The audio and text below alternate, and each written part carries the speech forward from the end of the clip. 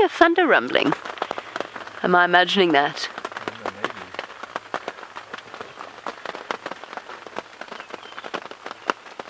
Of course, all of the animals are in hiding. Here's, I think, one lone soggy terrapin, and that's it. Everything else is hiding away from us. Now I've got to try and do a calculation in my head as to which road's going to be better to drive on. Drakensberg, probably. Probably going to be the best. I don't see any tracks of any lions coming in. Doesn't mean they're not here, though. I was sort of hoping to see a hippopotamus there. Aqua, I think there's a chance there'll be a hippo there tomorrow. There could be one there this afternoon. I suspect that some of the hippo might still be out having a little bit of a wander round in this weather. When it's cool and drizzly like this, they tend to extend their nocturnal wanderings into the day. So one could pop out. It's actually when you need to be quite careful on foot. One could pop out and plonk itself down there this afternoon.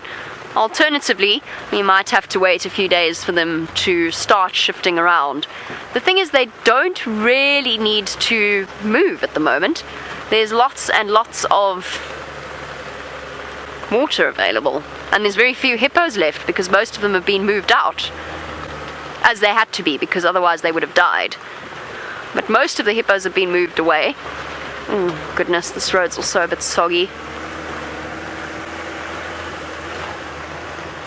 So there's actually, the numbers are down, depleted so much that it's time that they won't have to stress too much about space. How's the Arathusa Dam looking, by the... Oh, thanks, Ruth. I was wondering how the Arathusa Dam was looking, because of all of them, the Arathusa Dam seems to have been the worst. It was dry, even after Djuma, it was still dry.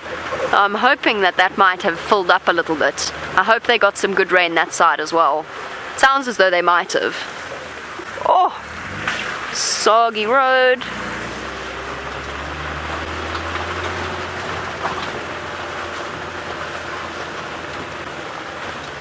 I think one of the things that we're all excited about is seeing more of the scenes like we did before. It might be a little bit cold for our bullfrogs to be hopping out yet, but we'll see more of them wrestling.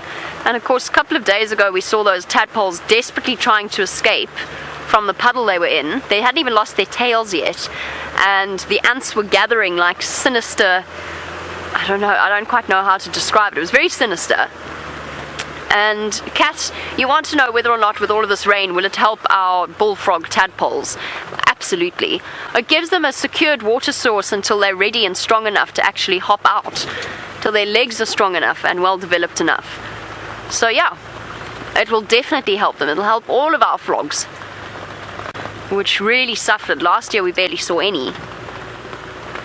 And I'm sure by tonight they are all going to be hopping all over the roads, searching for termites and mates and other things.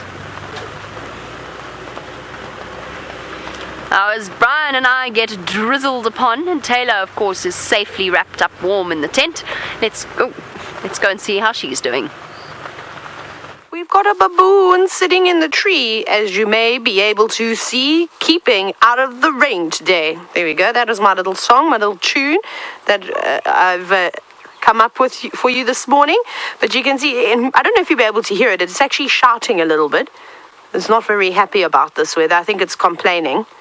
But just sitting up there under some marula leaves. Looks like it's feeding, maybe on some of the new green leaves that are popping out. Or is it in a silver cluster leaf? I can't see now, it's so far away.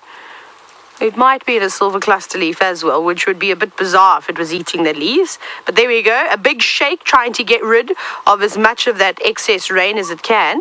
And I can't see the rest of the troop. They're not around. Maybe this one has, well, become a stray and lost its family, and that would explain why it's calling so much. But perhaps it's just waiting for a response from one of the other baboons that will probably live with it. But I can't see anything else at the moment. But thank you, baboon, for your lovely work. I was having a look at the storm again. that one that's building around Madagascar, and I really feel sorry for Madagascar. They're not seeming to have too much luck at the moment. So I did a quick search on the interweb, and apparently that this tropical cyclone, which they're calling it now at the moment, is called Tropical Cyclone Enawo. I think that's how you pronounce it. And, well, it looks like it might be a corker of a storm to hit Madagascar. They expect it to hit by Tuesday, so I'll just zoom in a little bit. That's not the right way. That's the right way. Let me go full screen. You ready? Full screen. And the storm is basically... Sorry, Kirsta, I cannot hear you again. There we go. We can see that little circle there where the storm is being pulled in. Eventually, if you follow my arrow, it's going to go down and it's going to come directly across Madagascar. So that's sort of the trajectory. At the moment, the winds are reaching at about 75 miles per hour, but they expect before it even hits Madagascar, it's going to get to about 125 miles per hour winds. That is unbelievable, but it is still far away.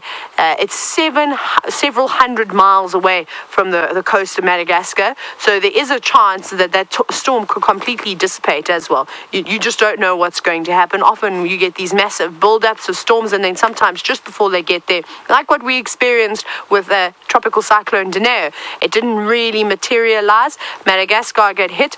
Mozambique got hit too.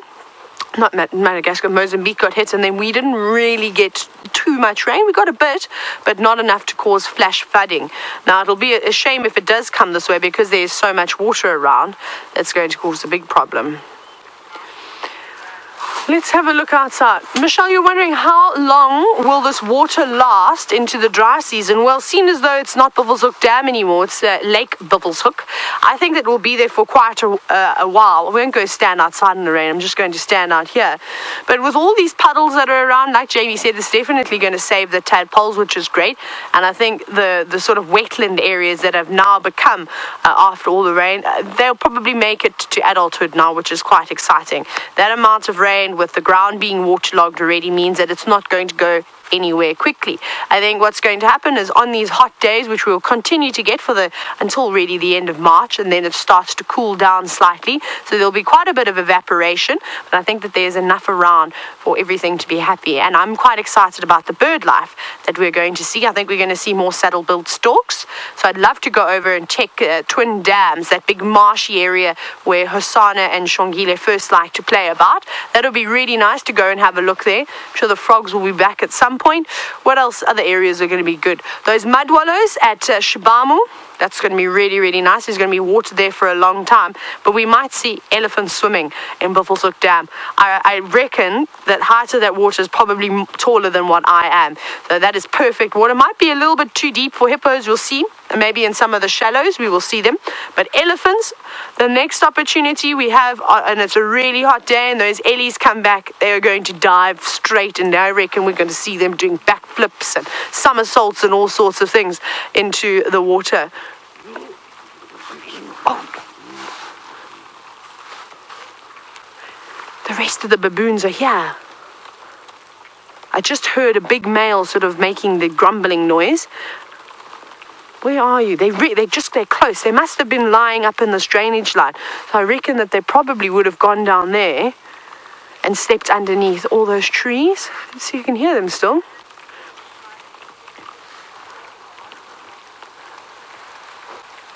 Now, I was wondering the entire morning what was that strange noise that I could hear. I didn't know what it was really, but now that we've seen that baboon and I've heard another one down here, they must just be seeking shelter. The drainage line would be a good spot. There's a lot of tambuti trees all the way along here, which have got nice big canopies on them at the moment. That will keep them out of the rain. Now, Stephen, you were wondering no, Kirsty, can I have that question again? Because I'm going to say it backwards now.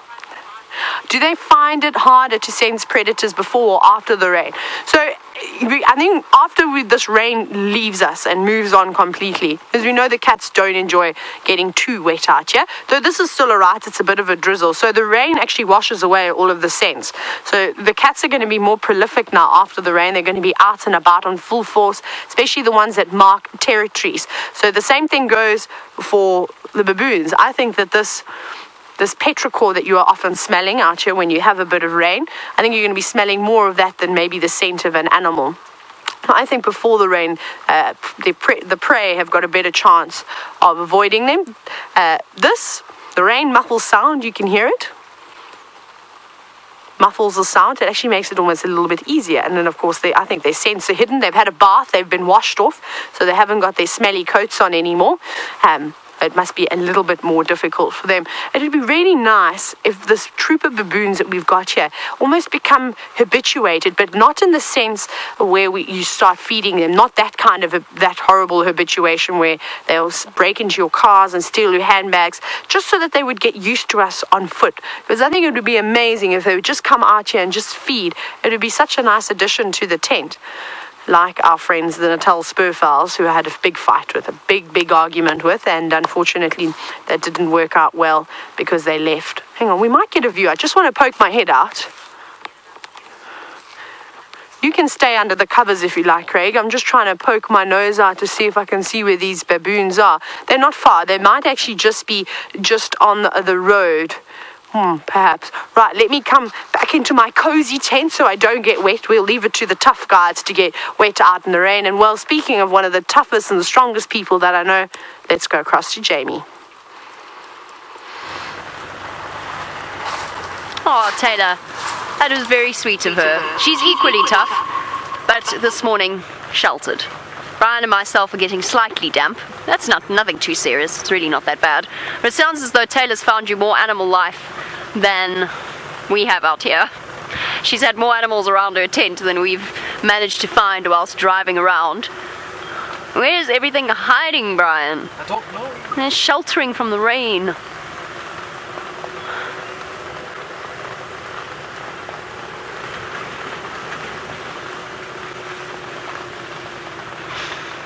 Good morning to Mike and Michelle, who'd like to know what is the strangest animal encounter we've had while on drive. You know, recently the one that actually sticks in my mind is the Waterbuck chasing the impala. That was so unexpected. And it's one of the viewers actually sent me through a screenshot of Waterbuck rutting and trying to mate with females around this time of year, or just a little bit later than this time of year last year. And I suspect it's just hormones, but it was really odd, especially when he then turned around and looked at us with a twitching eye. It kind of heightened the sense that he was in a slightly manic state. The Waterbuck was odd. What other strange things? You start to get a bit inured to strange things, in a way. Kirsty, can you think of any strange encounters we've had? You start to... I don't think we realize quite how peculiar our lives actually are. I've had some sightings that stick out in my mind, but none that have really come as completely unexpected. Had some surprise sightings, bumped into cats, had wild dogs come running through when we're talking about them. That's actually been uncanny with the wild dogs. We've had a few moments where we've been talking about them and they've just rocked up. That's been a little... And the one where I was answering a question about interaction between wild dogs and hyena at the hyena den, and the wild dogs came running in. That was a truly fortuitous moment. What other strange things have happened? Can you think of any, Brian?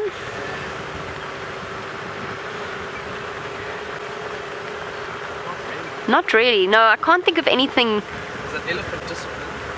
Yes, there was the elephant discipline. Brian's right. That was quite an odd moment because it didn't really seem like that elephant had done something wrong, at least to our human eyes, from what we could read from their behavior. And all of a sudden, it was Benjamin Button's mum, Olympia. And all of a sudden, she turned around and flattened that elephant. And I have, to this day, no idea what was said or done.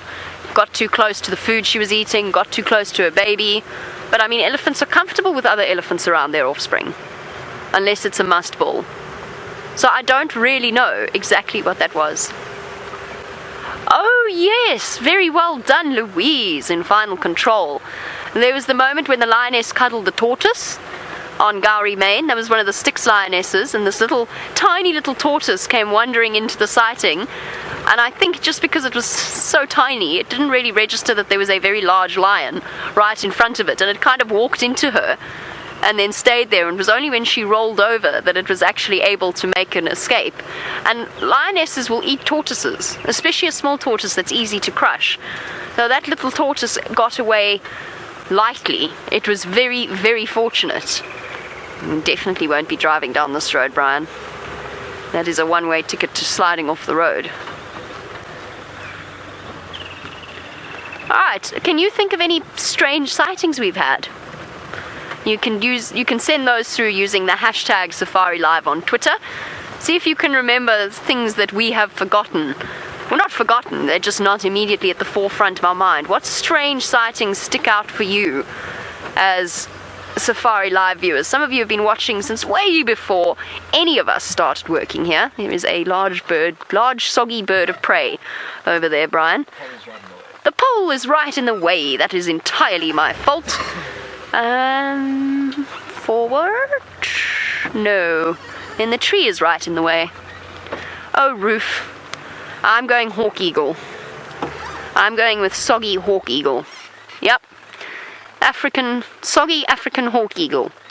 I added the soggy part in case you needed reminding. Hello. Are you looking a little bit miserable? Where's your buddy? Where's your mate? You never see them just alone. I can see it, but Brian won't be able to. Unfortunately, it's a little bit further back. You always see African hawk eagles in their mated pairs. There's a waterbuck. Are you happy, waterbuck, with your fluffy waterproof coat? You must be loving this weather. The reason I'm so excited about the river is because all the other places that I've worked in have had flowing rivers, except for the Kalahari, of course. And I've missed it tremendously. I'm so happy now we've got flowing water. Walking beneath giant fig trees. Okay, it's not going to change the landscape, but it's a nice change.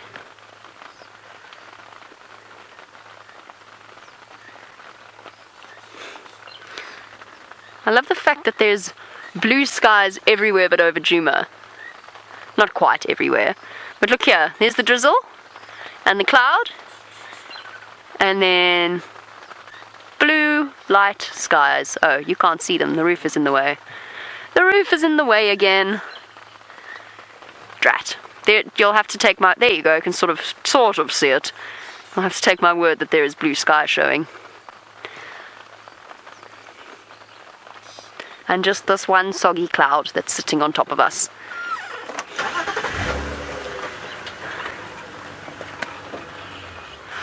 Oh, of course. How could I have forgotten that? I'm sorry. I owe you all an apology. That should have been the first thing I thought of. The baby chameleon in the lion's mane with FW. He was on camera, Brian. Not you. I think it might have been Gendre. I have this funny feeling it might have been Gendre. Was it VM? I was on leave that particular day, so I'm not sure. However, that is a very good point. That is strange. That is a once-in-a-lifetime sighting. You do not see things like that happen. And you have to wonder what went through the mind of that baby chameleon. Did it realize? Or was it like small children and puppies, where they're just too small to actually really comprehend what's going on around them? I remember picking up Lexi when she was this big, showing her an elephant bull. And Lexi's my Weimaraner, by the way. And Lexi staring at, not even comprehending that there was something absolutely giant next to her. All she wanted to do was chew my fingers. And as she got older, then she started, you could actually see the physical change as she started to become aware.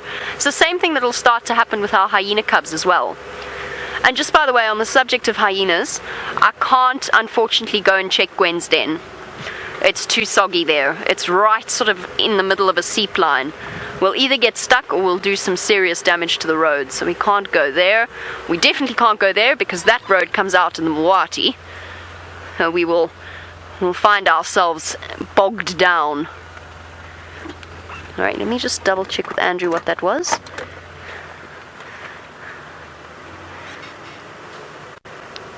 Sorry, Andrew, what was that update?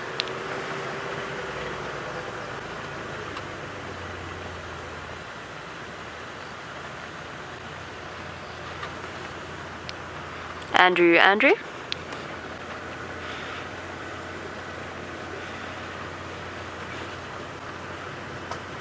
Okay.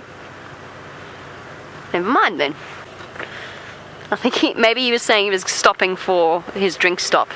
Which point, as a guide, you turn off your radio so you don't disturb your guests' peaceful, quiet coffee. And I imagine his soggy guests might be in need of some warming coffee.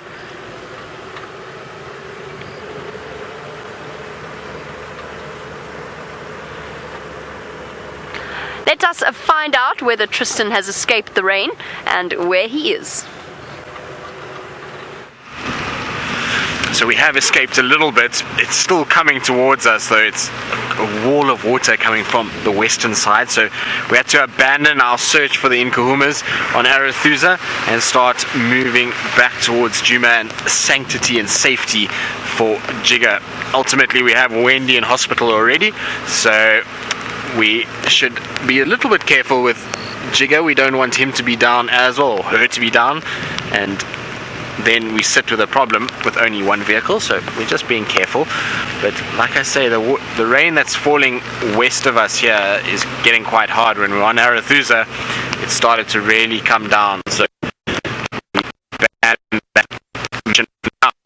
the Nkuhumas haven't been found there. There's been no sign of them, and so what I was thinking is I'll just check on the western side of Djuma a little bit, just while the rain hasn't arrived here just yet. But I think, unfortunately, we're going to have to start heading closer towards home, like I say, with the rain coming down. Now,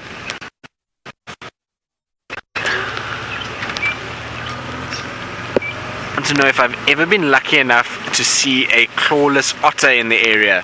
Well, James, I have seen clawless otters, but not here in the northern part. I've seen down in the south on the Sabi River. I've had quite a number of sightings of the otters down there. It was really quite something. We used to do these walks after game drive where we would go and look at all the hippopods along the river, and you'd go down into the river, and often used to go down and the otters would be down there, and you'd sit quietly on one of the rocks and the otters would play and fish and they would frolic around. So it was really quite special to watch them. One of my fellow guides down there at one time had a sighting, I think, of 17 otters together. Can you imagine 17 of them? Which was quite crazy. The most I ever saw together was 6, which was very cool. It was a mom with her little ones, and they were playing and they were in and out on the rocks. It was really quite something, and they would swim between the hippos, and the hippos would all get upset because there was this object moving fast around them, and they would all push their heads up and snort and make the noise that they do. So it was quite cool to watch them. But unfortunately, up in this section that we're in, no, I don't think we've got enough fast flowing water or big enough dams to sustain a otter permanently. It's not to say that it wouldn't surprise us one day. We know we've been talking about unusual sightings, so that would be a very unusual one to have. And I know you guys were talking about the chameleon on the lion's mane. Now, that is an absolutely insane sighting. I remember watching the video. It was incredible to see that little chameleon walking around on this big male lion's head. Right, so we're going to try and slowly start heading back home. As you can see in front of us, this is the wall of water that is coming. So there is a big grey mass coming our way. So we're going to try and avoid that as much as possible. So let's go over to Jamie, who has got a Battalier Eagle. Not anymore. I'm sorry. It flew away. Apropos what we were talking about earlier at the start of Drive, difficult animals to film. Sometimes they're just that little bit contrary, aren't they, Brian? Yeah. It was such a beautiful Battalier as well. It was all sort of puffed up against the rain, silhouetted against the sky. But alas, it was not to be. And it flew away. I've been trying to think about what other unexpected, strange sightings I've had. Not necessarily here, but in other parts of South Africa as well, where I've worked. Hello, Soggy. Oh, bye-bye, Soggy. Nothing wants to be on camera. Oh, dear.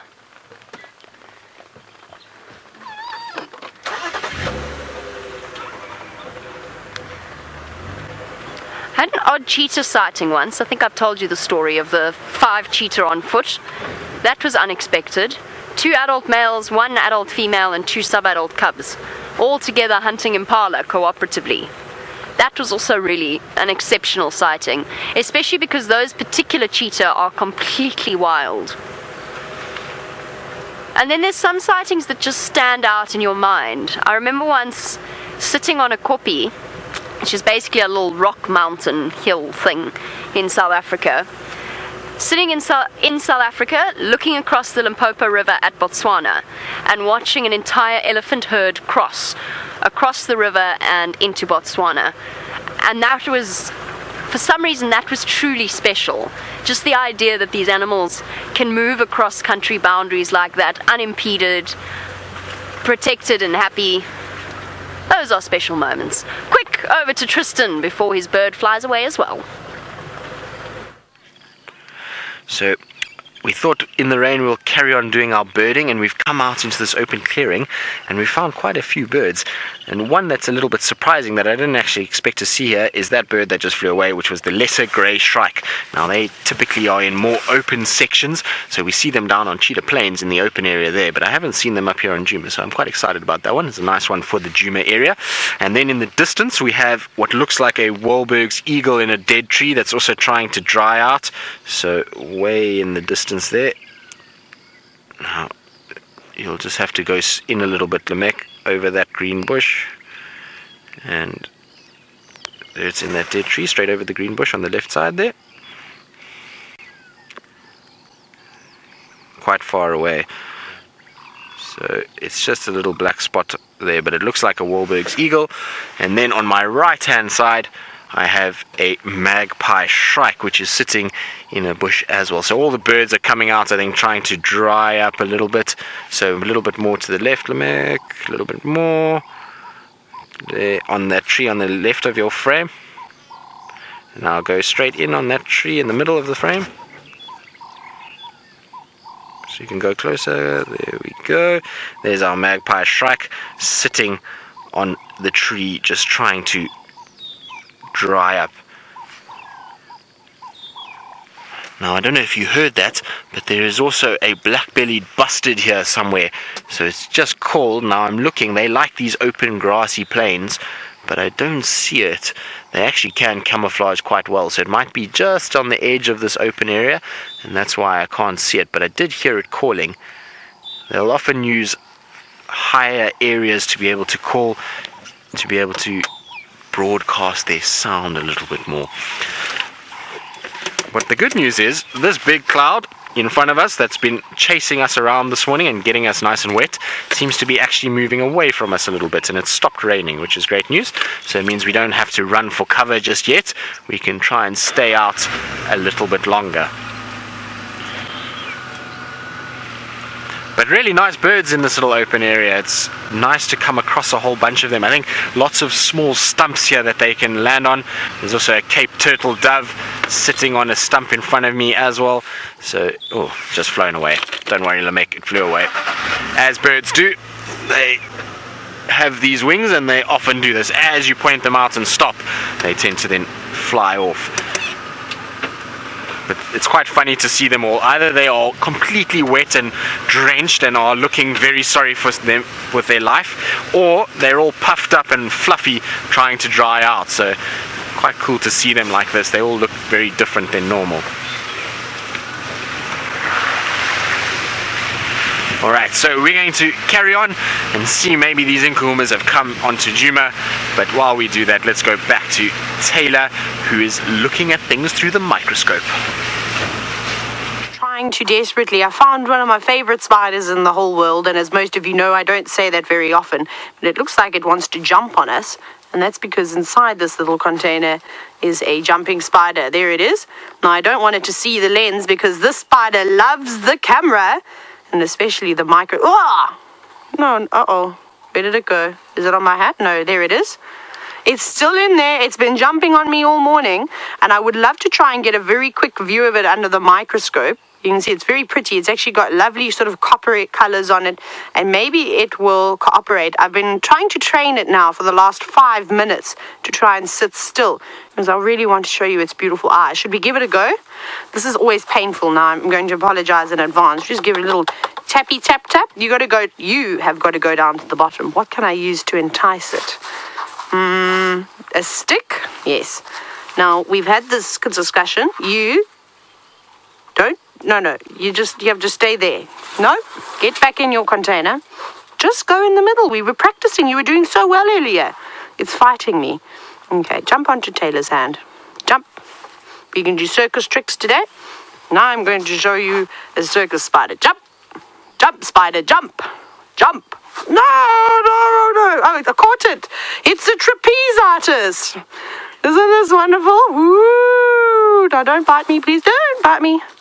There, it's on the table again. I really want to get it into its container. In you go, in your house. In your house, please. Okay, let's try it like this quickly. But it likes the light, so the problem I have is that... Oh, okay, let's very quickly go to the microscope. Now I need to try and focus it. There we go, look at that. This is going to be a very quick glimpse because it often likes to jump inside the microscope. You can see it's looking up at the light now. Don't go anywhere. Now I've got to try and figure out how to go. This is the hardest part. I'm so sorry. It's difficult because it's on the edge of the lid and I've got the container sort of twisted slightly. Don't move away though. There it is. Isn't that color? Look at the colors and the hairs on its entire body. Beautiful, isn't it? Now, jumping spiders are amazing. You saw there that they do spin webs, but they don't use their webs like... Well, the bark spider does to catch its prey. They actively hunt. And this has to be my all-time favorite spider. Just because if they do bite you, you're right. They don't really produce enough venom for us to harm us. But all spiders have venom. And that venom is almost a digestive aid. It helps liquefy the insides of the various animals. This has actually paid off. Can you believe it? I can't believe I managed to train this spider to sit. It was an absolute nightmare. But it's grooming itself at the moment. See how it's bringing all of its legs towards its pedipalps and also towards its jaws, having a groom. Its spinnerets at the back. Oh, wow. This is lovely. Isn't this so amazing? See, they're just cleaning its whole body. Now, I wonder if it wasn't silk that it was collecting from its spinnerets. It's going to jump, I think it's going... Oh, look at its fangs. Did you see its fangs? Bright red fangs. Massive. So even though something's so small, look how powerful they are. Look at the eyes now. You can see it's looking up. Oh, okay, you can come back to me. What's happened there is it has jumped inside the microscope. I'll show you. It's its favorite little spot to sit in there with all the lights. That was really, really cool. I don't think I've ever seen fangs like that on a spider before. You see them on the baboon spider quite often, but they're much larger. But when you're looking at something like this, it might be hard for you to see. It's just in over there. It looks like it's on a stage at the moment, don't you think? Thank you, Spider. You've got your TV time. Well done on you. We will release you back onto the silver cluster leaf from where you were found. But let's go across to Tristan. He's got elephants. We do indeed. We've come across this little open section and there's a beautiful small group of males that are walking around. There's two young boys together here and then there's another one off to my right. But I've also spotted something in the distance that I just want to have a look at. But it's quite common to have young males like this together. They do often form little groups. The reason why is that they get pushed out of their herds and they're still a little bit too young to actually be able to fend for themselves very well, and they're a little bit nervous about being on their own, and so they end up then joining together to be able to have a little bit of safety. But I think what we have here is probably young males that are just off the edge of a herd. I reckon there's more elephants around because I can actually see in the distance a little baby. So if you just go to the left, you'll see that there's a little baby in the bush there. It's hiding from us. There he is. Look at the little back. This little one that is just hiding in the background. Now I can't see its mom anywhere, but I would imagine the rest of the herd is maybe still in the thickets, and now that the rain has stopped, they're coming out to come and get out of the rain or out of those thicker areas where there's water dropping all over them, and they're going to feed on this lush grass that has now started to grow after the rain that we've had in the last few weeks. You can also see that one elephant is tucking into a beautiful acacia tree. Now those acacias are packed full of nutrients as well. The giraffe love them, and elephants too. But they seem to be coming over to say hello. You can see how it's using its trunk to smell us and to sniff and see who we are and what we are and whether or not we're a danger to them and whether or not they need to worry about us. But they are satisfied that all is okay in the world and that we are not anything to worry about. And it's such a beautiful view from here. Like I say, we've got these elephants, and then there's this little open section where they're walking around, and then the beautiful big storm behind them, or that big cloud with all that rain that we saw a little bit earlier. So very, very pretty out here. And you can see these elephants are loving this grass, so they are taking big swathes of it with their trunk, and they're picking it up and putting it in. And the reason that they're doing that is because at this time of the year, the grass is highly nutritious. You'll find that the seeds that come out are full of oils and minerals that they don't get from other vegetation, and so that's why they target these plants or grasses at this time of the year. So in the summer months, you'll find that at least 60% of their diet will be grasses and forbs, and as they then move into winter, so they'll start to feed more of the bark and roots and vegetation that is leaves based. Now, that's interesting. I was just having a look at this elephant. It's busy playing with one of the mushrooms that we get out here called a shaggy inkcap. Now yesterday afternoon I was on bushwalk in this area and we actually looked at some of them, and that elephant just sniffed one, pulled it, and then left it again. So obviously realized that that's not food and has left it alone. But you can see they are eating machines, these elephants. They just don't stop. They shove as much as they can in. And like I say, they probably were taking shelter from the storm early this morning, so they've been in thickets and maybe not been feeding too much. They took the time to rest, so now it's time to get as much nutrients as possible.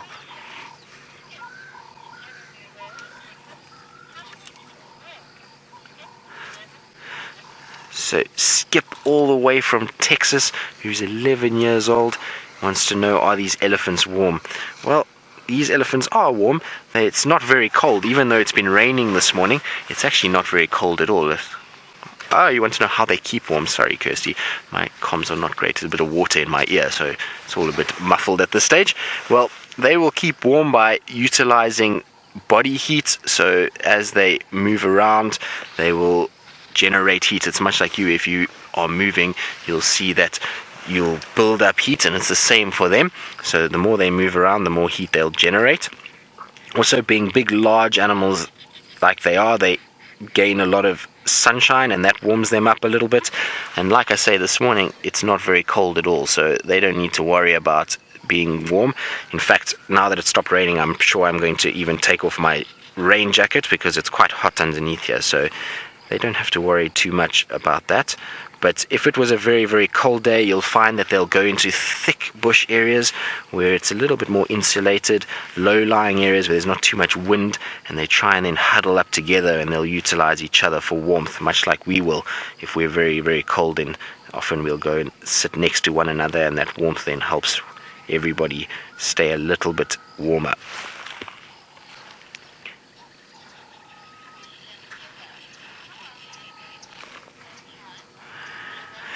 So, Heather, you want to know how long these elephants sleep at a time? Well, it's very variable depending on what goes on around them. So, if something like a lion or leopard comes along, then they'll all wake up and will not sleep for very long at all. But generally, they just take small little naps. I find that male elephants, you'll see that they'll go up towards a tree and they put their head up against the tree and they'll sleep for a 20-minute period before they then start to move again. So it's not very long periods at all. When they're a lot smaller and they're babies, you'll find that the babies tend to nap a lot more. So if they're in an area like this where they're all feeding, then the babies lie down and will spend time sleeping while the herd feeds. But again, it's not for very long periods. It's 20 minutes, maybe half an hour, and then they're up and moving again, and they'll just keep doing that repetitively through the day. And normally you find with elephants is that they move around a lot at this time of the day, and then late in the afternoon, in the middle of the day, they try to find shady areas where they can just spend time under the trees, and then as it gets hotter and they'll then spend time there and move towards water to drink, and then back under the shady trees again.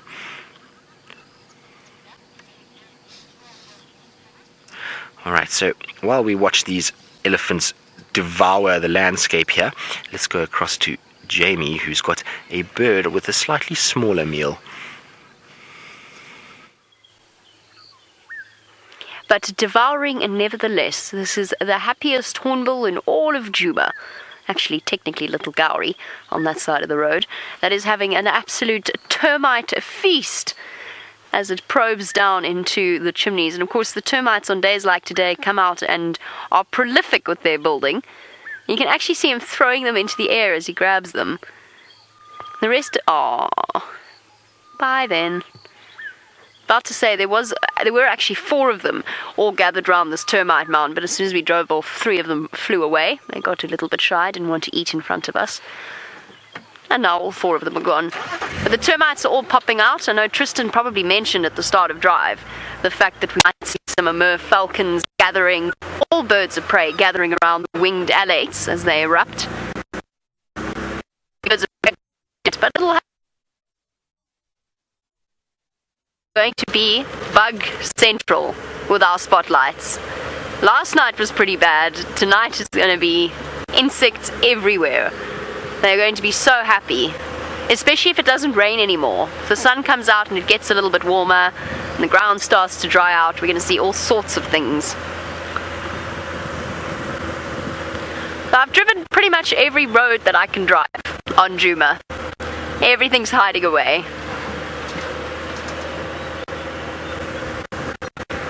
Our Patton's cockatoo. By the way, we have the official rainfall reading for last night. 60 mils of rain fell last night in a very short space of time.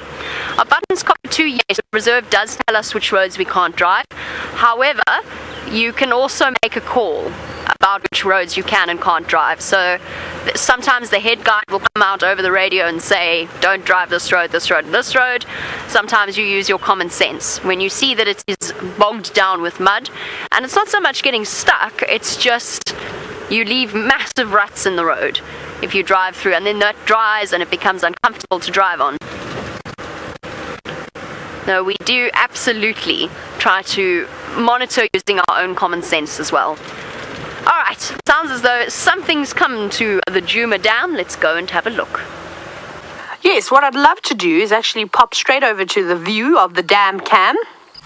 Right, now have a look at this. I wonder if this is our friend from earlier this morning, not the redneck spurfowl, that's nonsense, you don't get those up here. That's what you see down in the Eastern Cape of South Africa, but this is a Natal spurfowl, and it is desperately trying to groom itself at the moment. You can see they're plucking vigorously at its feathers. It will pull out any of those old ones that are loose and that are, well, really just an annoyance. But also by doing that, it's sort of the equivalent of running your fingers through your hair. If you've got nice long hair, you'll know what a nightmare it is to dry it, especially if you don't have a hairdryer at hand.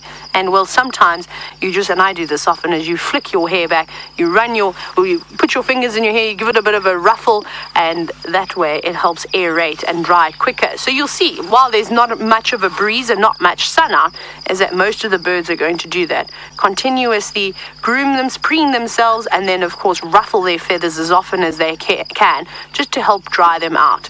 Now, the toughest part of that must be to try and get those down feathers, the feathers that keep the birds nice and warm, the driest, because otherwise, if that part of their feathers isn't dry, the rest of them are not going to dry very well at all either.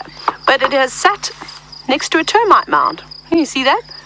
As I said, that it was quite funny how it looked, and I can actually see some termites moving around on that mound. So it's very much like the very quick sighting you had with Jamie with that yellow-billed hornbill that was munching away on them.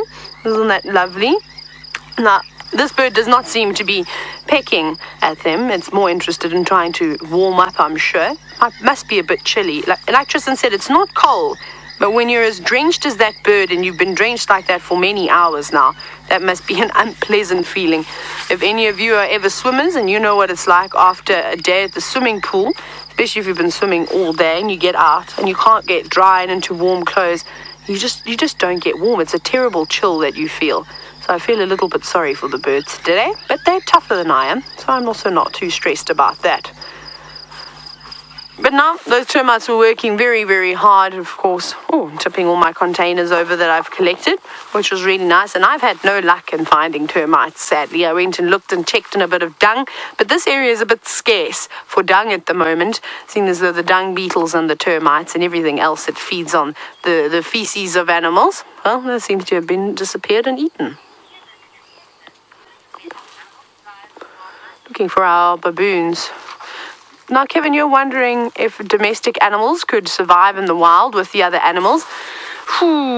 Very slim chance of that actually happening. You can imagine if a cow were to come wandering in here, which is not impossible. I'm pretty sure it's happened before. And many years ago, there wasn't a big electric fence around the Sabi Sand, and I've told many stories, as have the other presenters, of our trackers that we've all worked with in this area, how they used to sort of herd cattle and sheep and goats and things in between lions and buffalo. So out here it's tough, because if any predator gets a whiff of a cow or a goat or a sheep, they're going to go forward and chase it down. The thing is that most of those domestic animals haven't got a sense of fear like everything else around here. We were actually talking about it last night, about impala, and I had a good chuckle to myself, is that just imagine how frightened those impala must be, literally sitting on edge, waiting, looking, trying to eat enough so that they can reproduce and keep their population going, but then also trying to survive. I'd have a heart attack. If I was an antelope, I wouldn't last a night out in the bush. I'd have a heart attack and I'd die, because I'd be so frightened of things that I couldn't really see lurking in the distance and just being eaten. So I don't think so. Domestic animals would have a tough time over here, and I think that they'd find themselves inside the tummy of a leopard or a lion, even a hyena, maybe something even smaller. But that does happen. We saw it with Sindile. Look at that. Every now and then there's a gap in the fence. Maybe some warthogs have burrowed underneath it, or something's gone digging, and there's a gap, and the dogs can come in, which is a problem. Not because that they might be killed by another animal out here. The fact is that they can bring in diseases, and it's a known thing in South Africa, and in some of these informal settlements that are in the surroundings of villages, a lot of the dogs are not vaccinated. So if they pick up something like rabies, canine distemper, they bring it in here, they're going to pass it on to a lot of other species, which will be very detrimental to our animal populations. We want to try and keep diseases like that out, because it will wipe out populations of animals if it does get out of control. So it's a pretty scary thought. Well, I think it's a pretty scary thought. Let's see who else is out there. Now, the bird we saw on camera, I don't think it's our friends. I think it might be a little bit too far away. Where did they go? They weren't far. Who's that? I've just spotted something. I just want to see. No, that's not a tortoise, sadly. I thought that I saw some rustling in some leaves out here, and it sort of may have been maybe Gregory the tortoise, but Gregory, no. I think Gregory will only be back a little bit later, in about 45 minutes time. Normally at about 8:45, Gregory comes through for breakfast, just in time to see us all munching about. But maybe we won't get lucky today. It's a bit chilly for Gregory to come out of her hidey hole underneath the Wendy house. But let's go back across to Jamie and see what she's got planned for you in the last couple of minutes. Gregory will be loving this weather, and so of course are the bullfrogs. This is the exact same puddle where we had the fight between Stone Cold Steve Austin and John Cena a couple of weeks ago, and it seems as though they've only just started to come out. I've seen 2 hop past. Or perhaps they'll be successful again. Unfortunately, bullfrogs, this is a silly puddle to try and produce any offspring in, because it dries up almost immediately.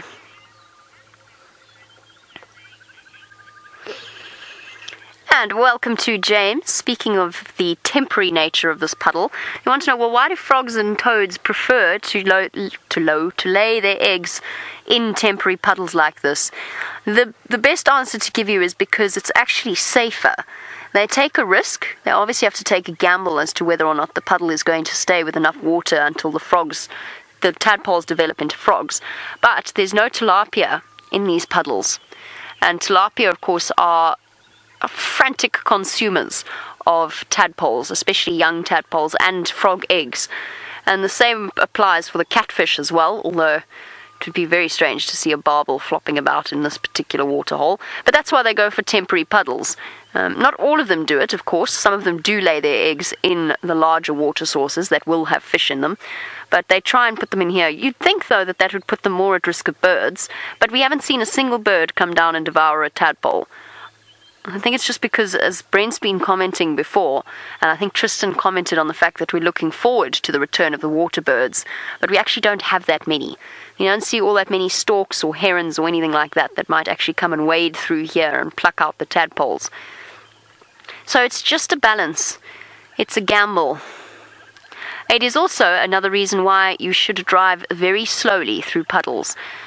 The only time you ever find dead animals in puddles is where people drive too fast on main access roads and so on.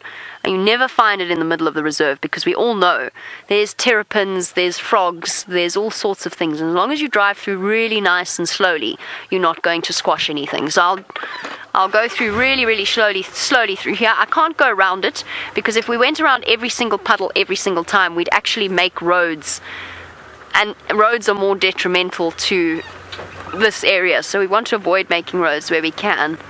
There we go, it's out.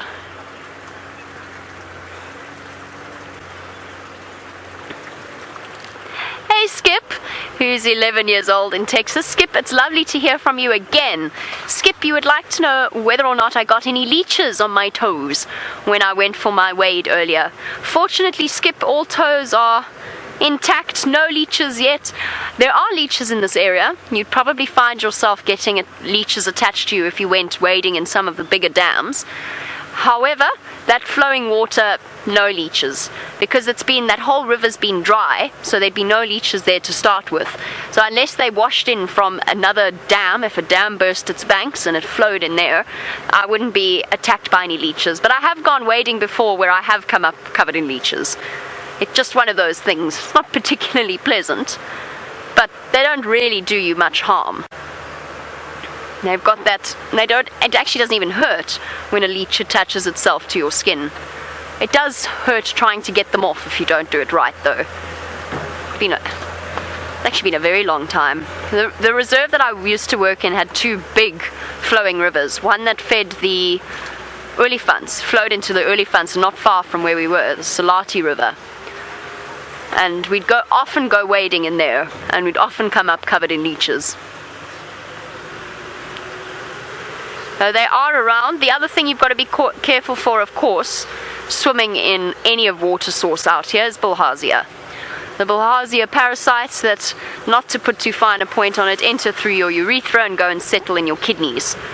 And I know my dad actually told me a terrifying story once about a case that he heard, because he's a doctor, a case that he heard of somebody jumping into a water source highly contaminated with bilharzia parasites, and that person actually went into anaphylactic shock.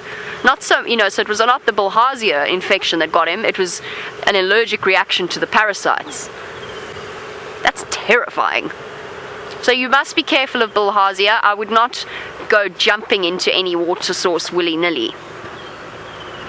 No, I wouldn't do that anyway. There's crocodiles and hippos. Okay, since it's nearly the end of the sunrise safari, shall we go and have a look at the hyena den? Liz in Wisconsin. You want to know if we have any waterfalls in the area. There are some truly stunning waterfalls about an hour and a half away from where we are, or at least an hour and a half from Hoedspruit. Macmac Falls, Lisbon Falls, what's the other one? I think it's Berlin Falls. It's Berlin Falls. All around the Sabi area, God's Window. There's one beautiful waterfall as you drive. To get to the Lowveld, you drive through the Stratum Tunnel, which takes you through the Drakensberg. So you go through Abel Erasmus Pass, and that's where the Cheetah falcons live.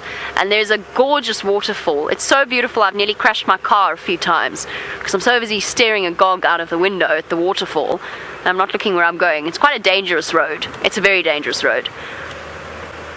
So there are some gorgeous ones. None here. We just don't have we don't really have the setup for a waterfall. Imagine if we had a waterfall though. Who knows? Someday on our live safaris, we'll be able to take you to a waterfall and look what's happening there. Oh, we can dream.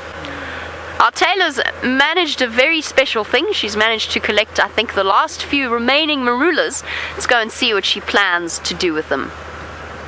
Jamie, I don't know if I can take the credit for this. I think that it was James that has perhaps collected these marulas. Actually, let's put them out on the table for you. And put them, that will go the deteriorating condition. There we go. Add that one, and then we'll add one more. That's like prune now. But yes, so you can have a look at them. One very yellow one, and then it gets slightly more worn and shriveled up, and then to a golden, delicious yellow rotten marula, which is that one over there. Yellow. And then, of course, these horrible ones, which have developed a lot of mold on them, as you can see. Lots and lots of mold going on there. Ooh, the baboons are screaming again. Where are they? They're not far. They've surrounded us. Maybe they're plotting their attack.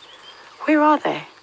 Sneaky baboons. I actually wanted to put... Oh, bye, grasshopper. My grasshopper is slowly but surely coming to life. I wanted to have a look at all this... The baboons. They're coming. They're somewhere. They're just out of our reach. I think, and if it was winter, we would have been able to have seen them perfectly. I want to see if I can focus. Oh, take a look at the microscope.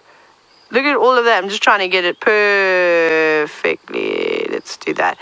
Look at that. So it's really, really quite gross looking under the microscope, don't you think? There's many different types of molds that are developing over there. What they are, I am uncertain. Molds are not my speciality. And I don't think I have a book on molds either. Well, I've got on fungi, but nothing quite to this extent. We've had to put it on a microscope to really see it. But it almost looks like hairs, like a spider web that's growing over this marula. I'm sad that there aren't any little parasites that have decided to live in them, because they've still got a bit of flesh on them, and I'm sure that they would be tasty if you're into that kind of thing. But otherwise, not looking so great at all. Now, I would love to go across to the dam. Can we go to the dam cam very quickly, Kirst? We're going to the dam cam. The Zoomy is doing a fantastic job this morning. Thank you. We've got a pair of woodland kingfishers. We saw one earlier that was darting about and looking... Oh my goodness, right. Sorry, kingfishers, your time is over. Back to Tristan we go. So, isn't this incredible? We have a young male that has found himself a nice wallow and is going crazy in the mud. He's been rolling around, and I think that's the end of it. But he was having a amazing time in the mud there. It was flat and head was in the mud. Now we've got another young male coming up behind us, so let's see if he's going to go into the mud as well. The whole herd has been here. You can actually see how disturbed it is. There's all the mud is poking out of the grass, and that's because a herd has already been and started to wallow in this area. You can actually see the rest of them moving off. Now, there is going to be a young male that will come across now. He's going to just come past the front of the vehicle, and I'm sure he's going to come into this muddy mess as well, and maybe it's time for him to have a little spa treatment and move around in the mud too. But what a nice way to finish the morning. It started so dreary with the rain, and now we've got these Ellies out and about, and they are full of nonsense this morning. They've been in mud, they've been playing with one another, so it's been really nice to spend a bit of time with them. And it's good to see the elephants coming back now. You can see, there we go, back into the mud we go. So we're not quite finished just yet. He's absolutely covering himself in it. Probably also due to the fact that there is a lot of biting flies around. So there's lots of flies that are landing all over us. And that mud will actually create a layer between this elephant and those flies. So that's maybe why he's doing it. Plus it just looks like good, clean fun. Well, not clean fun, but muddy fun. And if you're a young male, as I know when I was a kid growing up, it was always fun to get full of dirt and play around in the mud and just be an absolute delinquent as a young boy. So these young boys are no different. They are doing the exact same thing. Now we're doing downward dog yoga poses, and onto our side we go. Maybe it'd been all too much for this male. He looks like he's going to fall asleep in the mud. Isn't that incredible? So earlier we saw them in the distance. They were all lying down, and this is exactly what they were doing. They obviously found another muddy wallow further down because they're already covered in mud, and they've decided that this is the best place to sleep. You'll probably find that the mud is also just separating slightly, so it's a lot more comfortable than lying anywhere else. And then, like I say, it's creating that barrier for the flies, so that is quite incredible. Now the one closest to us looks as though he's going to fall asleep. He doesn't look like he wants to move at all. The other one is still playing and frolicking like a typical delinquent teenager, and he's doing his own thing. I'm sure he's going to start wrestling with the other male. They often do. They see the other male not moving around, then they turn around and they headbutt them and poke their tusks into them to get a response. And look at that. Isn't that amazing? That is one happy elephant, that's for sure.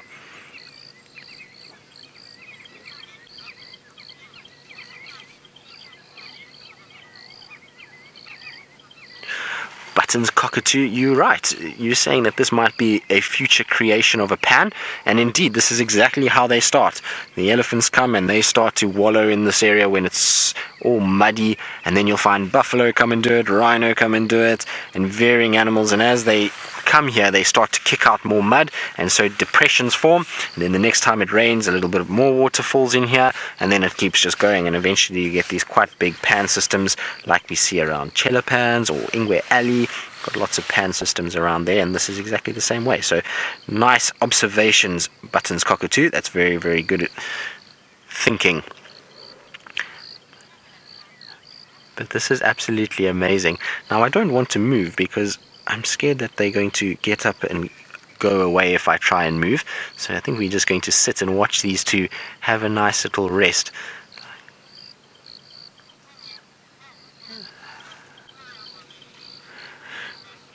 Lynn, I agree. They do look like they are thoroughly enjoying it. Like there's a big, broad smile as they play around, but it also looks like that guilty smile. When you're a child, you get in trouble with mom because you've been rolling around and you've been messing around in the sand and made mud everywhere, and you've lagged behind the herd. And so I think they, at some point, will get into trouble. But they do look like they are having a lot of fun. And there's that smile that you were talking about. And there's that guilty look as if to say, I'm not doing anything. You have not caught me in the mud at all. That doesn't look as comfortable as what he was earlier. I love how they throw their trunk around and their head. And I think that's going to be him. I think he's going to get up. And like I say, he's going to be left behind a little bit. So it's time to move on.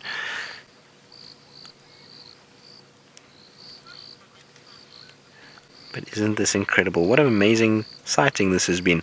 Absolutely love spending time with elephants after the rain because they are exactly like this. They find anywhere they can to be able to start wallowing and causing lots of chaos. Well, it's been an absolute pleasure. I'm so glad we were able to get out after that very violent start to the morning with all the thunder and lightning. Luckily we dried up and we all were able to spend time out here, and we finished with this beautiful elephant sighting. It's been an absolute beautiful morning out here, and it looks like it's going to be a beautiful day as the clouds separate. So from myself, Lamek, and the ladies, goodbye. We'll see you this afternoon on our sunset safari.